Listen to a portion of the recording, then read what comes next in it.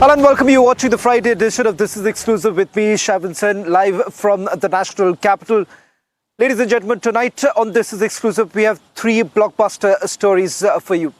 Starting with the big story coming in from the state of Assam, where there has been a fresh twist in the mysterious death of legendary singer Zubin Garg. And not just that, inside Pakistan-occupied Kashmir, what's really happening on the ground and why exactly these are now turning out to be unprecedented protests taking place in Pakistan-occupied Kashmir. All this and much more on this edition of This Is Exclusive. But up first, let me take you through the headlines we're tracking at this hour.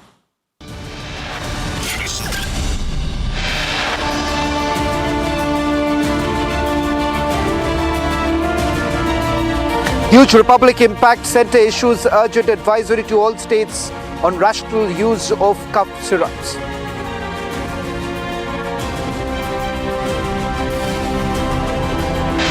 Joint team of National Center for Disease Control, National Institute of Virology and Central Drugs Standard Control Organization visit Rajasthan's Sikar to investigate and meet victim families.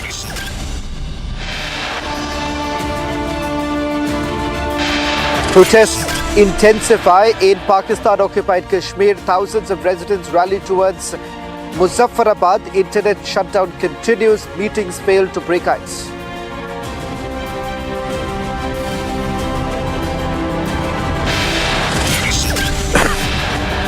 Another Republic exclusive remand note stresses that prima facie evidence establishes Siddharth Sharma's culpability in the early demise of legendary singer Zubin Garg.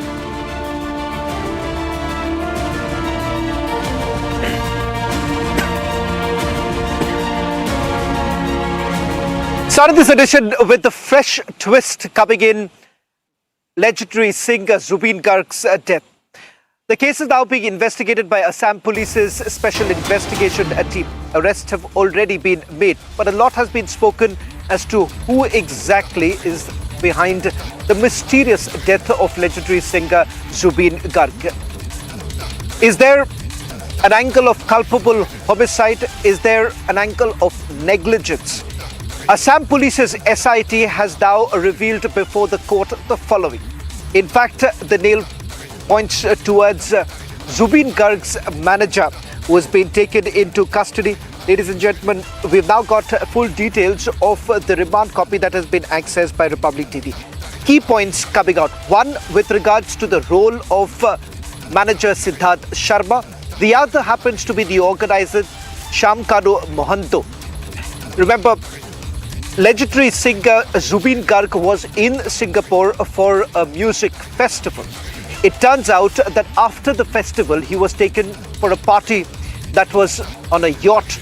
And that's where we're given to understand that he had an epileptic fit. It turns out that there is a story behind it. According to this particular remand copy prepared by Assam Police, they're pinning the blame on Siddharth Sharma, based on a key witness, Shekhar Jyoti Goswami, who has stated that Siddharth Sharma forcibly took control of the yacht from Zubin Garg and conspired along with the organizer, that's Shamkanu Mohanto, to poison him, projecting it later as an accident. This is a claim now made by a key witness in this particular case, based on which the investigation is also being carried out. And in the remand copy, they also make a mention of the fact that Sharma, that Siddharth Sharma, manager of Zubin Garg, allegedly arranged liquor for Zubin Garg, controlled access to it and instructed that the yacht videos not to be shared, raising doubts about his intent. Let me also go across to my colleague Anirudh, who's joining us on this broadcast. Some big takeaways from this particular remand copy. One, the police relying on the key witness who's making damning allegations against manager Siddharth Sharma as well as Shamkanu Mohanto. What more details are you picking up in terms of the investigation that has been carried out? Important to point out here, Anirudh, that this is just one witness whose statement has been recorded. Is the police relying on more witnesses in this particular case? Yes, Anand. these are major allegations which are coming up right now. And in fact, Zubin Garg's wife, Garima Saika Garg, while speaking to Republic TV exclusively a few days back, she had in fact mentioned that she has doubt that there was a conspiracy to kill Zubin Garg. And now with the remand copy that we have access in the remand copy also, the statement of Shekhar Jyoti Goswami, who is one witness and also an accused in this case, he has clearly mentioned that there was a conspiracy, and he has also mentioned that Syamkanu Mohanto and Siddharth Sharma, Zubin Garg's manager, has allegedly poisoned him. And also to cover the poison, they have arranged foreign liquor. Tanmoy Fukan, who was the organizer of the yacht party, he had earlier said that he will be arranging the liquor. But Zubin Garg's manager, Siddharth Sharma, has said that there is no need for him to arrange the liquor and that Siddharth will be bringing the liquor all along with him. These are the major questions which raises doubt on the ulterior motive of Siddharth Sharma, and if he was hand in gloves with Syam Kanu Mohanto in this conspiracy. There are many angles coming in at this point in time. Financial irregularities, the royalties of Zubin Garg song. Zubin Garg had sung over 38,000 songs in his lifetime. So, who is getting the royalty of this 38,000 songs? This is a major question, and this is also now part of the investigation that is being carried out by the SIT. The family of Zubin Garg has also demanded that the financial irregularities and the financial aspects should also be covered in the investigation. And we are getting to know now that the SIT is including all angles as far as the Zubin Garg's death probe is concerned. And today also, speaking to Republic Media Network, Munna Prasad Gupta, MP Gupta, Special DGP of CID Assam Police, had clearly said that they are taking this investigation very, very seriously and sincerely and will be reaching a conclusion. There has been a demand that fast track inquiry should be done. The inquiry is indeed going on in the fast track. Assam Chief Minister has also written to the Chief Justice of Guwahati High Court, Sawan, demanding a judicial probe to be initiated in this regard. So we are expecting that when the court resumes, the judicial probe will also be ordered. Sawan. Well, in fact, my colleague Anirudh had spoken to Garima Garg just about a few days ago. And does the family essentially believe that there is some sort of a conspiracy in it or not? I'm going to play out that interview in a short while from now. But before I do that, a quick recap as to what is it that we know so far. Legendary singer Zubin Garg was in Singapore for a music festival. It turns out that there was also a party that was organized and his manager, Siddharth Sharma and Syamkanu Mohanto, were very much present in this particular party that was organized in a yacht which was a little far away from the mainland. It turns out, and there are some videos, perhaps we are also playing out those videos that you can actually see, the last videos of Zubin Garg before he took that dive. And it was only later that they saw that he had an epileptic fit. In the remand copy, a key witness makes a damning allegation when he says that despite seeing him having a seizure, it is one of them essentially saying Syamkanu Mohanto and Siddharth Sharma saying Jabo de in Assamese, which essentially means let go, rather than providing immediate aid is what we are given to understand. It's at a preliminary stage of investigation, but these are very serious allegations which require a thorough investigation. In fact, there is a section that has been demanding that the Central Bureau of Investigation also steps in. This is what Garima Garg, wife of late legendary singer Zubin Garg, had to tell my colleague Anirudh just about a few days ago. First of all, I would like to know from you what actually happened in Singapore, what you have got to know.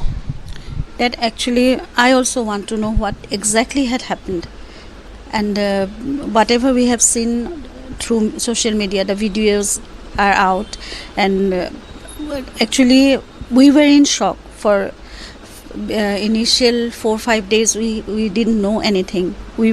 First day we were told that he had seizure attack in water while he was swimming. So we accepted the fact that way.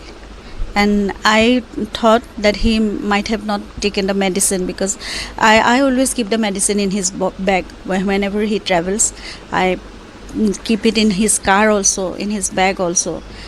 We have at this house also, in studio also, wherever he goes, the probable places, everywhere I keep the medicine so that he can have anytime.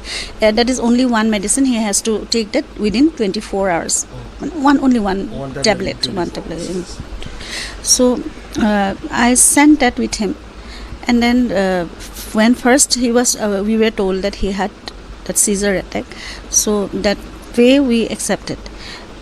Then lately, after 4-5 days, the videos started coming out, and then we saw he was so extremely exhausted, and then he was taken to water for swimming, and he didn't have a life jacket. Once he had gone into water, he came back, and second time why he was allowed. There were so many around him. Siddharth were there, who were solely responsible for his everything. His manager. So he should have taken care of Zubin. Shekhar was there. Shekhar is also like a family member. He is with us since for last 14-15 years he has been with Zubin, so he knows everything. So and then the members of Assam Association who were present on the yacht. So many people were around, and then still he was permitted to go into water without the life jacket, and he was seen extremely exhausted. That really breaks our heart, that why he was not attended and he was not taken care of. Many conspiracy theories coming up. People are alleging that Siddharth had mismanaged a lot of funds related to Zubin Garg Music LLP, and there are some allegations also coming up that he had pocketed money which were generated through concerts and all. What do you have to say in this regard? Those things we still have to figure out, because I was never into financial or professional matters. I never interfered. Since beginning, Zubin had always told me that I shouldn't interfere in his work, and he never did that in my work. So I knew whenever he went for some shows, I was with him. All these things personally, I tried to take care of him, but not financial things and not the professional things. I never knew. I don't even know how much, what remuneration he takes for a show, for a stage show, inside Assam or outside Assam, how the agreement is made. All these things, Zubin also never wanted me to interfere, and I also never tried to intervene in all these things. So those things I don't know. Now I have got to hear that Zubin Garg music label, whatever is the music, Zubin Garg music LLP, that I thought Zubin was the sole owner of that label, but now I got to know that he had partnership. Well, it's day 5 of the protests that are taking place in Pakistan-occupied Kashmir. Significant developments are taking place. Over the next couple of minutes, I'm going to take you right inside Pakistan-occupied Kashmir as to what's really happening there and why it is different than what we have seen in the past. This morning, information came in that from Jhelum Valley, protesters began their march towards Muzaffarabad. And not just that, areas which were uncovered in the past have also seen protests actually taking place. For instance, in Kotli, we are being told that there's been a complete shutdown, a shutdown protest that actually took place. There have been blockades that have been created so that the forces cannot enter, and the protesters are ensuring that their demands are met with. In fact, I'm just going to quickly take you through some of the details that we do have right now in terms of the places where the protests have actually taken place and what is it that they have found, what is it that they are still demanding. The first important point is that this morning, a little after 9:30 this morning is what we are being told, that the protest actually began. And it started from Jhelum Valley, where they were basically moving towards Muzaffarabad. As far as areas like Azad, Pattan and Palandari are concerned, there too we are being told that protests have taken place. Importantly, these are places where protests haven't taken place in the past, which I essentially am referring to 2024 and 2023 when similar protests took place. The other important aspect is that for the first time, the protesters actually managed to reach the Pakistan border. In fact, at Kohala entry point is where these protesters have been stopped. They're not being allowed to enter. In fact, Pakistani army being extremely nervous at this point in time, because you have on your screens right now images that we're essentially showing of the protests that are taking place at Kohala entry point, which happens to be at the Pakistan border. Let me go across to my colleague Gursimran, getting us also the latest details. Gursimran, when I spoke to my sources within the agencies, they've essentially indicated 2 points. One, the fact that the protesters were moving towards the Pakistan border, that is at Kohala entry point, which the images that I have accessed earlier today.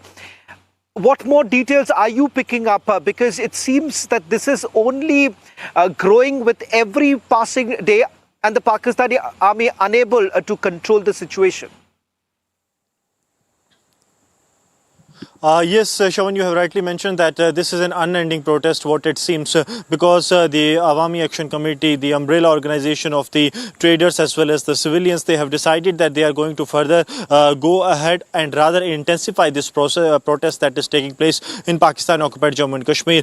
Yesterday, since early this morning, there were a series of meetings that have taken place between the federal government of Pakistan and Joint Action Awami Action Committee.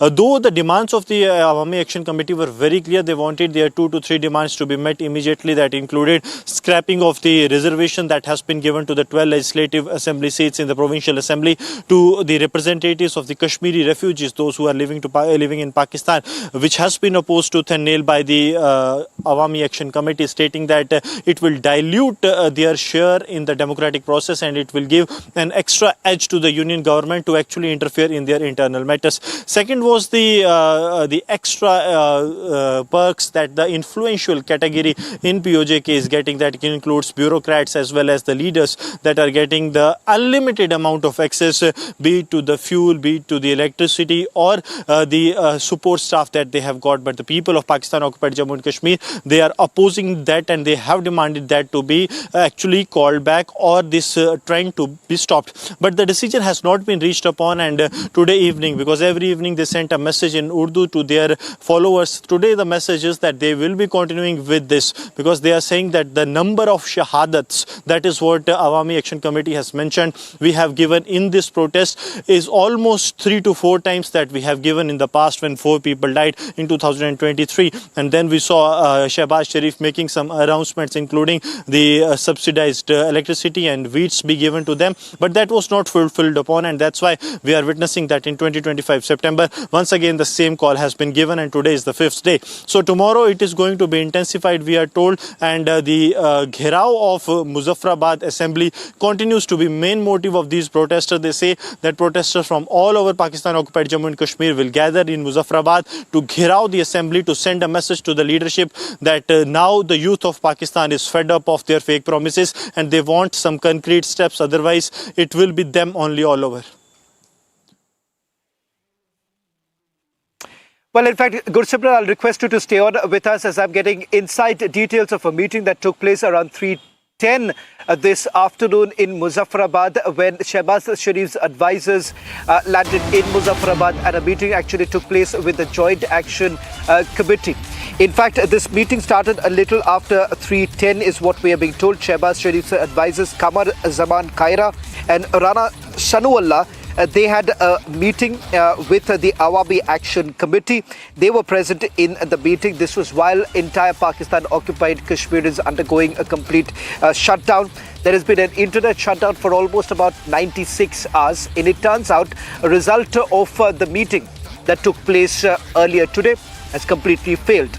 over the last few days, over the last 5 days, remember, multiple attempts have been made by the Pakistani government to have some sort of a direct dialogue with the Awami Action Committee. The Awami Action Committee says that they are unwilling to stop the protests unless their demands are met. One, with regards to the internet suspension itself, they say that this is just a clear attempt to muzzle the voice. The fact that they are unable to communicate to the world that this is what is actually happening on the ground. That's one of the demands that they've essentially made, that they will only continue to have any meaningful dialogue with Shehbaz Sharif's advisors only when they agree that, number one, that internet suspension should be removed, and secondly, with regards to the meetings that are likely to take place in the next 24 to 48 hours, that would only happen if they agreed to begin talking on the Legislative Assembly seats. Let me also go across to my colleague Ishan, and I want to have Ishan and Gursimran both on the screens right now as my colleagues who are working together to get us the details. Ishan, this afternoon when we were speaking to some of our sources here, they essentially indicated that these meetings are not really helping the Shehbaz Sharif government right now, only because some of the demands that they've made just before the meeting was not met with. Any more details are you picking up? Have there been any changes? Have there been any assurances that have been made?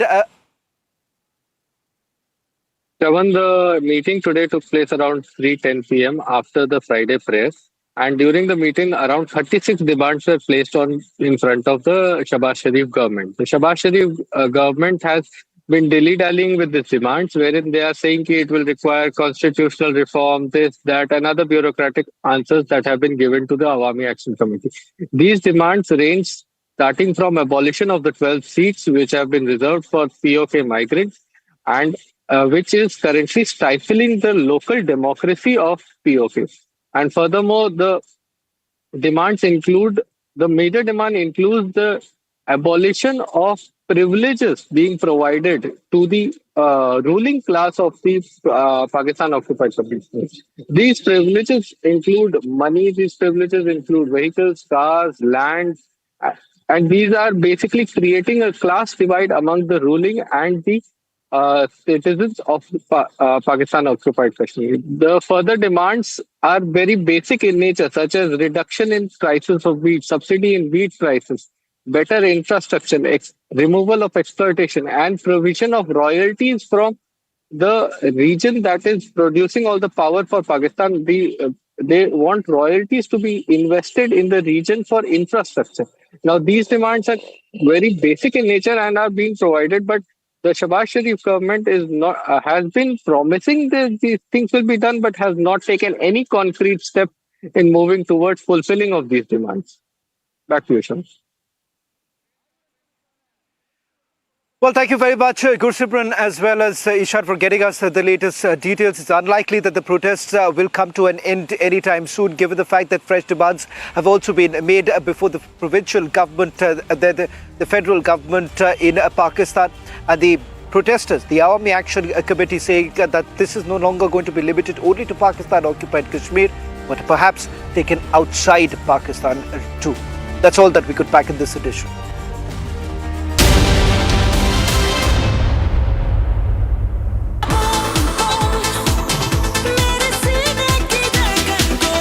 Unlimited love.